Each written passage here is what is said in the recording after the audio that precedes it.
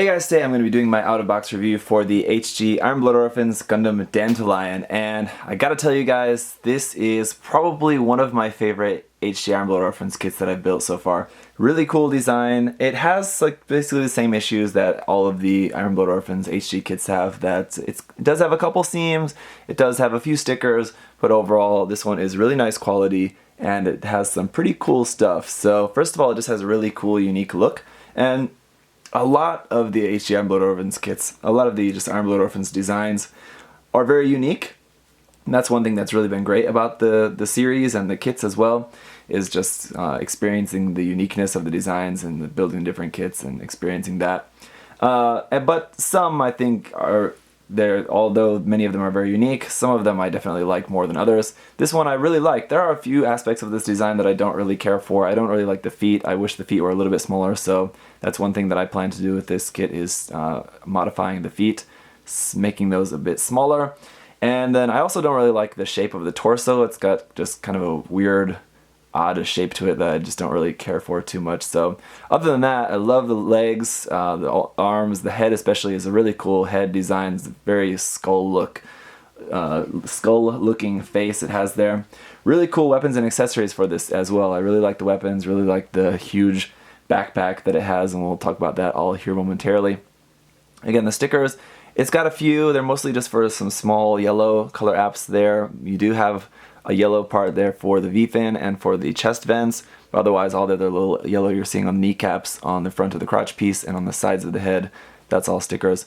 So we'll take a closer look here at this, check out the articulation. It's basically all the same articulation that you've come to expect from these HG Iron Blood Orphans Gundams, so not really going to be anything too surprising about that.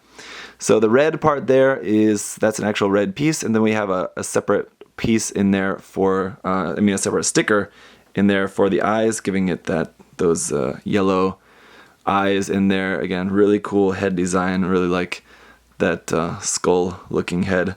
Very cool.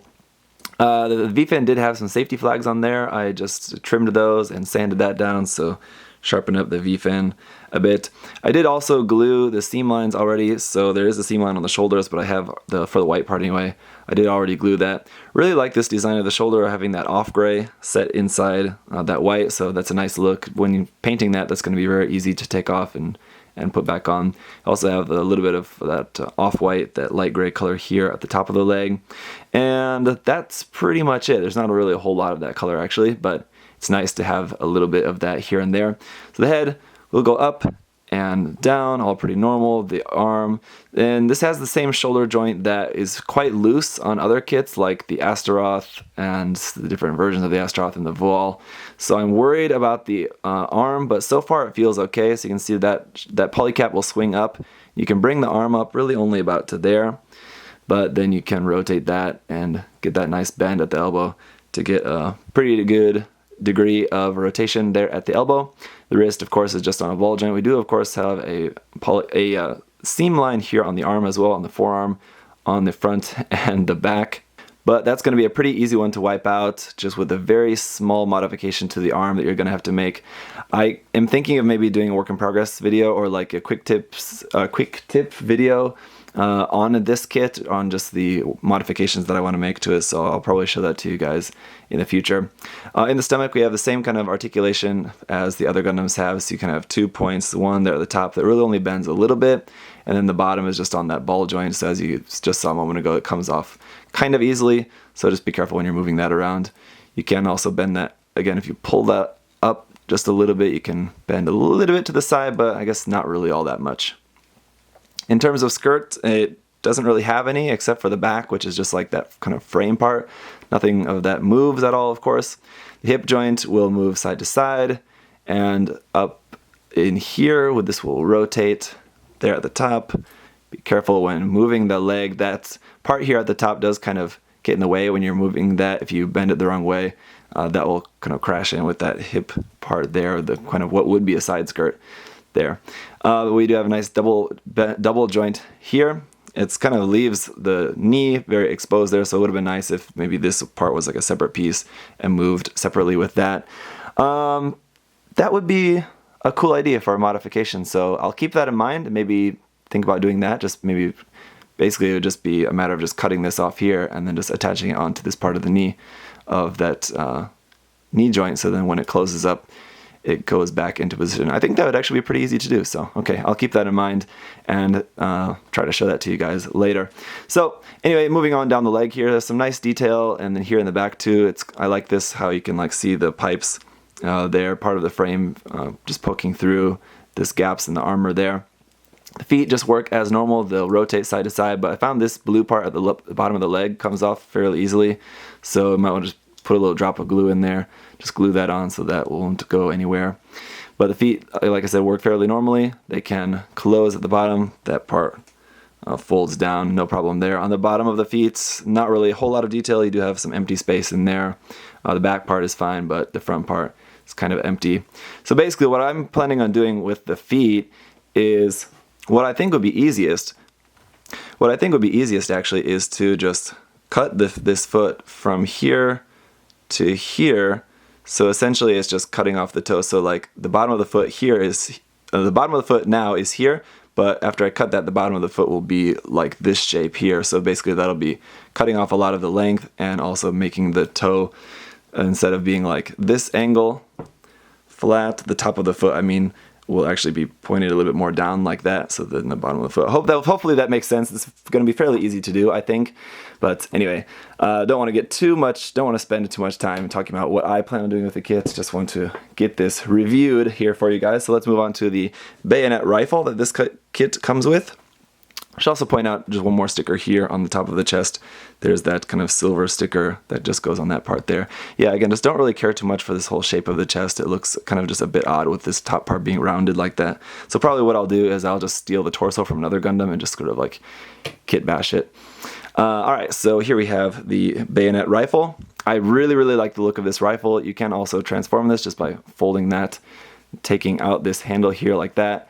And then you just got the bayonet sword, which is just this really big sword, very similar to like the big sword that came with the Astaroth Gundam. I'm not really that big of a fan of big, huge swords. I prefer this just as a rifle. I think that's a really cool looking rifle. I really like the shape of that. And it looks cool just because it's so big and bulky. So you have this like really thin, like very skeletal Gundam, and then you have this really big, huge, bulky rifle that it holds. So I think that's a pretty cool look, gives it a pretty interesting visual dynamic. And then, of course, we have the T-booster. Here it is. This actually just plugs onto the back. I just kind of missed there. Sorry. You could actually plug this onto the back of any of the other Iron Blood Orphans Gundam kits. You could just plugs onto the back like that. And now, obviously, it's going to be a little bit back heavy, so it's not going to be able to stand up as it is, as you'd expect. So we do have the included stand you can use for that. If you see these little slots here on the gray parts there, you have the stand will just plug into there, into those. That also just helps to keep those together. And then it's just going to look like that, and I really like the look of that. It's really cool. It's kind of very similar to the Hyakuri, how it had that like really big backpack off like the back of its back/head. And so yeah, I think this would probably look cool along with that kit. So that stand has a couple different height settings on there. You can see you can adjust that if you need to change it to a different height, but you really want one at this height is kind of ideal for a standing position. One thing about the backpack is then, of course, you do have these big, huge hollow gaps in the side. So if you are planning on displaying it like this and not having those huge arms actually attached onto the arms, which I'll show you in a minute, there's different things that you could do to fill that space if you wanted. You could just use some other spare parts, just throw those in there to just make it look a little bit more convincing. Something like this is just detail parts from Kotobukiya. So this would be like Kotobukiya P105B, for example. You can get them in different patterns. So you could just like cut a piece of this and glue it to the inside of there, so then it looks like you have like just like this vent pattern or something inside that space. If you're wondering where to get that, I'm pretty sure Hobby Link Japan has these on their website, or just other modeling websites or things like that should have those. Any place that carries Kotobukiya MSG option parts, just search for that online. Now, one thing I was worried about was being able to put this up on an action base with the backpack, with the T-booster attached onto the back like that, just because I was worried that that backpack was just basically going to weigh it back totally, and I think it probably will over time. I think given enough time, this will probably come apart at the waist, at that polycap there in the waist section. Very good chance of that just because of how heavy that backpack is pulling on the back of the Gundam. But at least for now, it seems to be okay. What you could do is use that connection piece that I showed you guys before, and if you take it off the stand, you can just plug that connection piece onto a second action base. So one thing you could do if you're worried about the support of that is you could use 2 action bases. I really hate to use 2 action bases for a single kit. That's really annoying, and I think really takes away from the look of it much more than just a single action base does. So I really want to avoid that at any possible chance. You could try just plugging the action base only into the backpack and nothing into the mobile suit, and just have like the mobile suit hanging off the backpack. But I don't think that would really work as well. I think that you'd probably have a much bigger weight issue in that case, because the backpack is heavy, but obviously the Gundam itself is probably a little bit heavier. So doing it like this seems to work okay, but yeah, we'll see. Alright, so to transform the backpack from the T-booster to the half cowl, basically what we're going to do is just fold this around like so. You actually need to take off the arm like that. You need to take off this things like here. So it is a parts former. I know a lot of people just get their blood starts boiling when they hear the word parts former, although I can't really understand why. For an HG kit, it's really not that big of a deal. But anyway, so you just take that off, then you fold the arm up as much as you can like that. You're going to rotate that up like so, and then basically you're just going to close this back up around that part. It's got the bottom part on there, and you can see it's basically just going to encapsulate the arm here. My legs keep wanting to fall off there, but anyway, now the arm is fully enclosed in there, so now we can just reattach the arm back onto there. I'm glad that's a straight peg rather than a ball joint, just because I think it probably works better as it is like that. And you can see we do have a few stickers on here, so red sticker here, and then wrapping around there, and this leg part keeps falling off. So we'll just set that to the side for now. Anyway, so then this arm is going to just extend here at the top, extend there, and then at the wrist part, a little bit of an extension there. You can see, there you go, like that. And so from there, then we do have some more articulation, so this can move out like so, and then we've got a bend there, and then a bend here, and then this hand opens up. So you have a couple points of articulation there in the fingers for that. So overall it works pretty well. And then if you wanted to hold the sword, we do have an extra little attachment piece here. We can just plug this into the hand like so, and that plugs into the hand like so. Then you can close up the fingers around that just for some added security there. And then it can hold that, and I just realized that the sword is backwards, so you'll have to forgive that, but anyway. And because the wrist doesn't rotate, it does look a bit odd, so you kind of have to really rotate the arm there to get it to look right. But it is a really cool feature of this kit. I think that's definitely really awesome. I kind of like it half and half, just with like one part there still up on the backpack, and just have like one super arm, and then you can still hold the rifle on this arm. Alright, so here he is with both arms hulked out.